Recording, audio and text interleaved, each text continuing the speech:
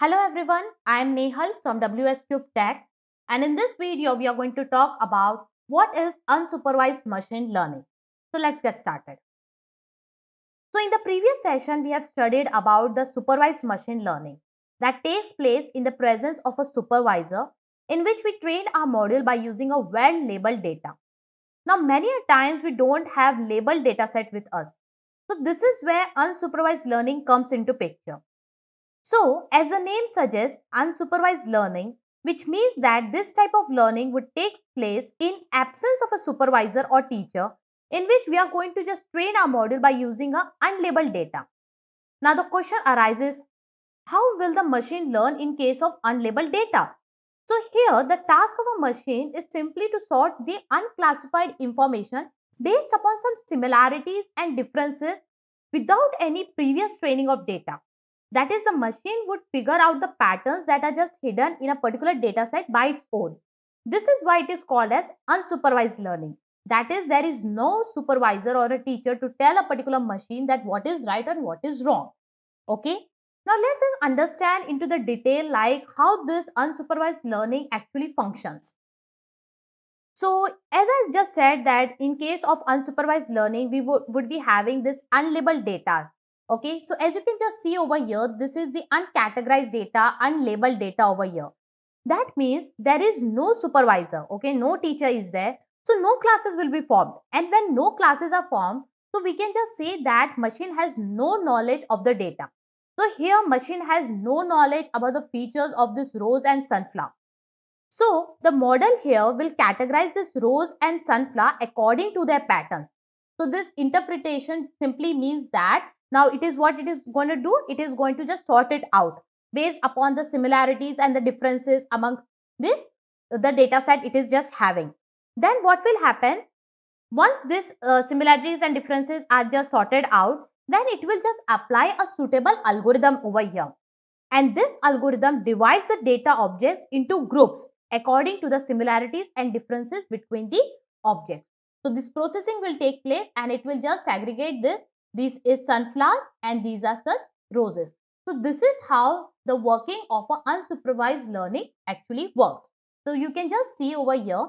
So the goal of this unsupervised learning is simply to group this unlabeled data according to the similarities. Then it may have these patterns and the differences without having any prior training of the data, because this is unlabeled and it is not having any training over here. Like in the case of the supervised learning, we just there is a supervisor and it just simply trains our data set.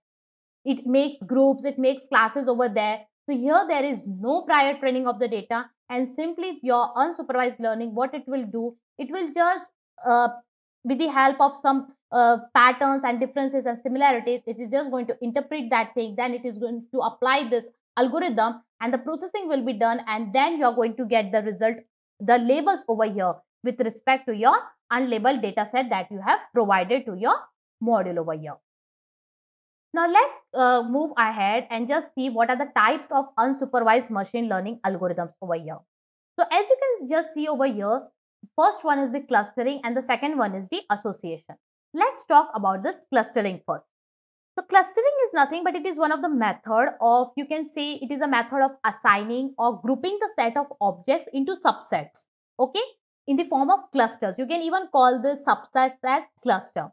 So objects have similar characteristics remains in one cluster, while the objects having less or no similarities remain in another cluster. So over here, with the help of an example, I will just try to explain you. So you can see that I am having this raw data over here. I'm applying this algorithm over here, and what it is doing, it is just putting it into a different cluster depending upon the similarities and differences into it. So it has just said, okay, this is roses. It will just segregate them with the respect of say color, or you can say that if some have leaves or not, or whether a rose has thorns into it. Okay, depending upon this thing, it is just going to make the clusters depending upon the similarities of those objects inside that. So this is all about the clustering. So another example here I can give you is, say you want to just group customers by their eating habits or say by their purchasing behavior. This is the another example. Then one more example over here I can give about this clustering is that, Say you have potato, onion, sweet potato all mixed together. So clustering, what it will do, it will just make the cluster of potato different, then onion different, then sweet potato different, depending upon the similarities inside that thing. So this is all about this clustering over here. Talking about this association. So an association rule aims at finding association among the data objects in a large database. It deals with discovering the interesting relationship between the variables in a huge data set. Say for example, as I've given you the diagram of this is of the grocery shopping data. So you can just see over here is that some people just tend to buy this bread, butter and eggs, and some are buying this egg, bread, milk. Then some is buying about chocolate, then this coke, then chips. Another one is buying this bread, butter, milk. So what we are doing over here is that we are just discovering some interesting relationship between these objects over here. So what we just come to a conclusion over here is that so some people buy bread also tend to buy butter. So this is the relationship we just came up with. So the most frequently bought items are this bread and butter. This is all about this association. Another example I can just give you over here about this association is that, say for example, when a people just buy a new house, okay, so they just tend to buy a new furniture, okay, or you can just say that when a people just buy their house, they tend to buy car also, okay. So this is what kind of association example you can just consider over here. Let's move ahead and just talk about this unsupervised learning algorithms. So as you can just see over here is over here. So these are nothing but these are all comes under the category of unsupervised learning algorithms. So I can just I have just listed out over here. So first one is the k-means clustering. Then we have k nearest neighbor. Then we have hierarchical clustering. Then talking about the deep learning, which is also called as neural networks over here. Then we have single value decomposition, then it is distribution models, then principal component analysis, then a priori algorithms. So these are all the algorithms that comes under the category of unsupervised machine learning, and we are just going to explore this all one by one in our further coming tutorials. As for now, let's go further and understand the advantages of unsupervised learning. So the first advantages of unsupervised learning is this: unsupervised learning is used for more complex tasks. So unsupervised learning, since we know that in unsupervised learning, we don't have labeled input data. So no prior knowledge of data class is required over here. Also, there is very minimum chances of human error can be caused over here because there is no supervisor, there is no teacher. So there is very less chances of getting those errors. It may happen that in case of the supervised learning, since the human is involved over there, so it might create a mistake over there. But in case of unsupervised learning, there is no chances over here. And since the data that we are making use over here is unlabeled, so it can be used for the most complex tasks over here. Then the second advantage over here is that it's helpful in finding patterns in data. Quite very helpful in finding the patterns in data which are not that easy or feasible to find using a normal methods. So if you just want to explore your data over here, so you can just go with this unsupervised learning, and it would be quite helpful for you in order to just find these patterns, hidden patterns inside your data. Then the third advantage of supervised learning over here is that it saves lot of manual work and expenses over here. Now it is often very easier to get unlabeled data rather than the labeled ones. Also, say if you have unlabeled data, so it could be just like a time consuming process to label it manually. So unsupervised learning thus helps in saving our expenses and efforts both by just learning the data and classifying it based upon the some patterns, similarities without any labels provided to it in the training phase. So this is all about the advantages of this unsupervised learning. Now with advantages also comes the disadvantage over here. So let's just see the disadvantages of unsupervised learning.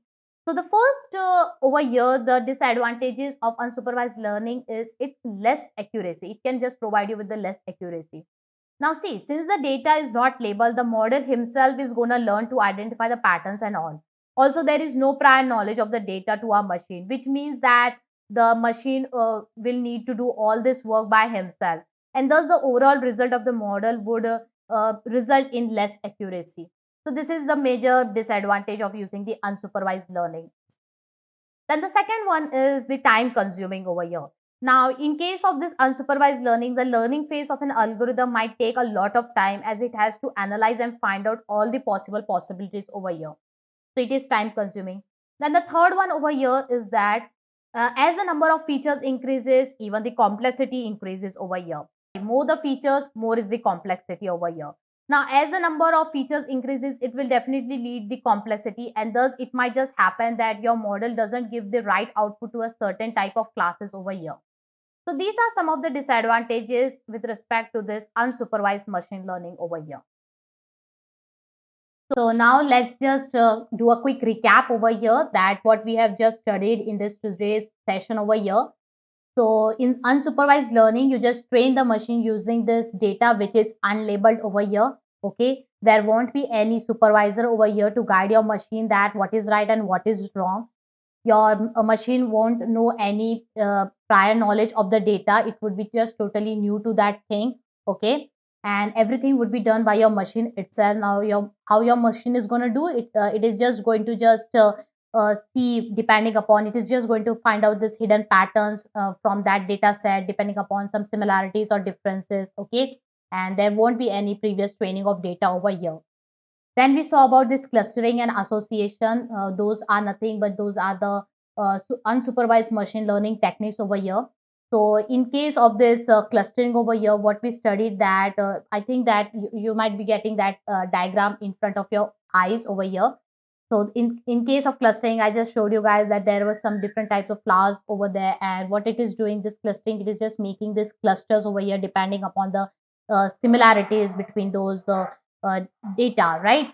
So whatever the in one cluster, it is going to just get all these objects which are having similar characteristics, while in another cluster it is just going to create that subset which is going to have less similarities or no similarities at all. So that is how this clustering just works. Then we saw about this association. So association, in this I just gave you the example about this grocery shopping data over there. So we just came to a conclusion that some people just tend to buy this bread along with this butter, or butter with bread over here. So this just association rule just makes in order to just make your marketing strategy more effective. Okay, then we just saw about this advantages and disadvantages. Then talking about the major drawback of using this unsupervised learning is that you might just result in less accuracy. So we know that why we are just going to get this less accuracy, because as I just said that as with increase in the number of features, okay, the complexity over here arises over here. Now there might happen that there is some of those features that your model just come to a conclusion and just give it you a result like labels wrong over here. So this is the major drawback in terms of this unsupervised learning over here, that in some of the cases you might get less accuracy, because here the model is going to train himself by its own. There won't be any supervisor to guide him that what is right and what is wrong. And this is the major thing that unsupervised learning just lacks in this thing. So I hope that you have understood with this thing that what is unsupervised learning. So if you just like this video, so hit the like button, do subscribe to our channel, and see you in the next video.